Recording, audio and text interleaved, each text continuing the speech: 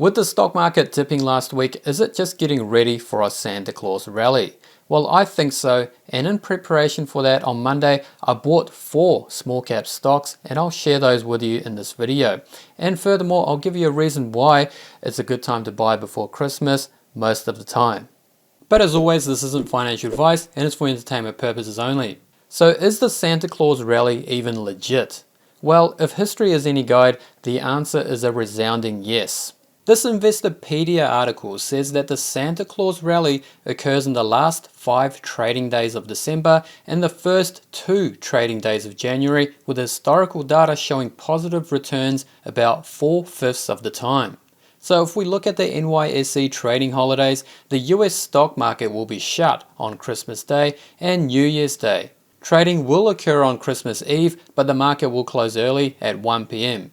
So I've circled the relevant trading days on this calendar.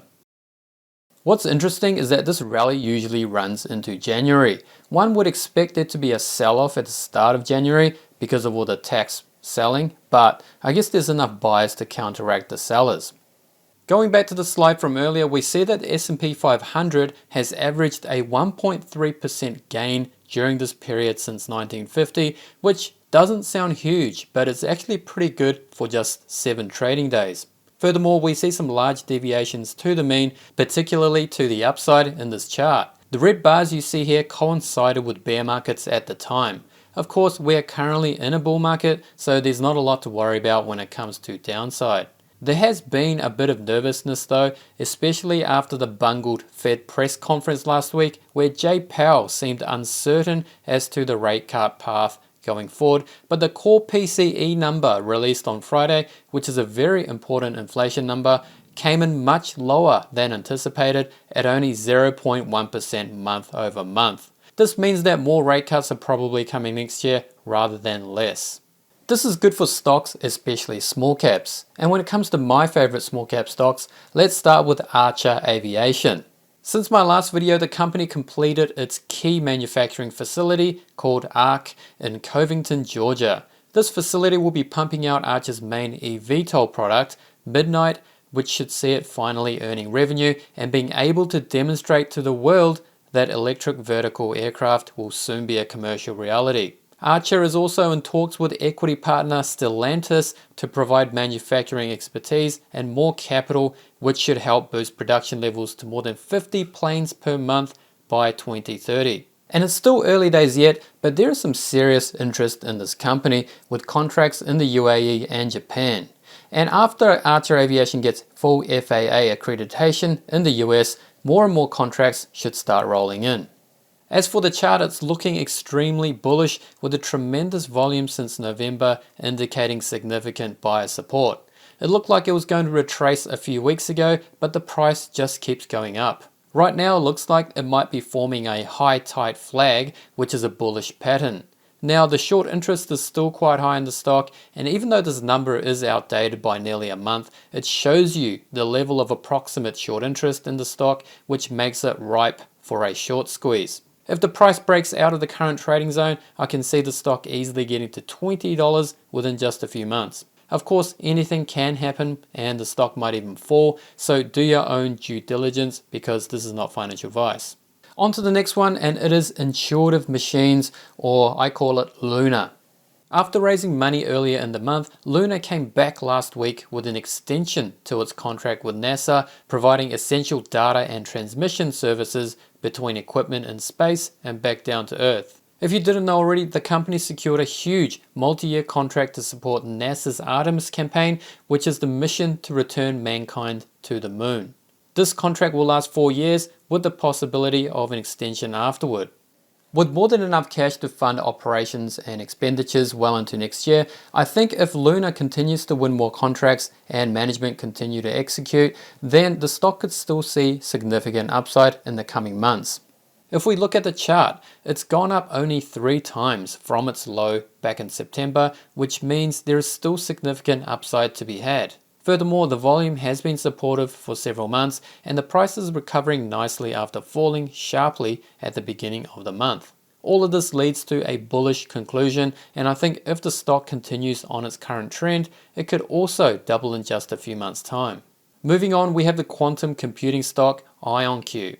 So with many people saying that quantum computing is the natural evolution of computing, we have a company called IonQ, a company which specializes in trapped ion qubits. You don't need to understand what it means unless you want to, of course, because I don't fully grasp all of the concepts too, but the benefits of this technology seem to be that, number one, there are low error rates. Traditional computing is error-free because everything is either 0 or 1. Quantum computing, on the other hand, is more probabilistic, which introduces error. This limits quantum computing to certain applications, but with lower error rates, it opens up more opportunities to use this technology. Second, scalability. Ion trapping technology allows multiple ions to be manipulated simultaneously, enabling scalable quantum architectures. And finally, versatility. Different quantum computing algorithms can be used with this technology, which opens up more avenues for use. In terms of commercialization, it is by far the most revenue generating company in its sector, with some serious contracts with the likes of the United States Air Force and prestigious research labs. If we look at the chart, we can see that the stock has already run up tremendously, but I mean, the trend is still positive and it doesn't look like it is near the top just yet. The price is above these moving averages on really high volume, much like Archer Aviation, and I see further upside over the next few months. I don't really have a price target on this one, but if it doubles in price over the next few months, I will probably take profits because valuations in this sector do look a little bit stretched. Now I've left the best for last, and of course it is good old SoundHound.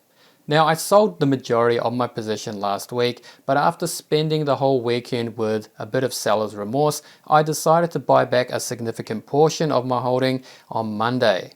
Unfortunately, I bought at the high of the day, which is totally my luck or lack thereof, but at least I'm back in the stock. Now the simple reason why I sold out in the first place was that I thought the stock wasn't going to go any higher. But the thing is, there's a chance I could be totally wrong and miss out on the opportunity of a lifetime. And I think I sold too much anyway, so I'm buying some of it back. On the news front, not much has happened since my last video, but on Monday we did get a price target raise by a Wall Street analyst, Scott Buck of H.C. Wainwright, from $8 to $26. Now this sounds great and all, but I've never heard of H.C. Wainwright before, and TipRanks ranks this guy as one of the worst stock pickers on Wall Street. So instead of being happy about the upgrade, I actually hope he doesn't jinx the stock, because clearly picking stocks is not his forte. So I think we can go straight to the chart. On the weekly, it looks like we have essentially a U-shaped cup breakout. It does look very stretched, especially considering it didn't really form much of a handle, but it's still got a lot of momentum behind it, so I think holding it is still worth it for me. If we switch to the daily chart, there is a chance that we may see the price retrace and tag the 21-day exponential moving average here, but I'm bullish on SoundHound for the next few weeks. It looks like Wall Street is beginning to wake up to the potential of this company, and it's going to be interesting to see where the valuation ends up next year. I don't have a price target in mind for SoundHound currently, but if the momentum of the past few weeks continues into the new year, we could still see substantial gains ahead. So there you have it, 4 small caps that I own and I bought more of on Monday. If you own any of them, please let me know in the comments below, and please don't forget to hit the like and subscribe to this channel for more videos. Thanks for watching and Merry Christmas.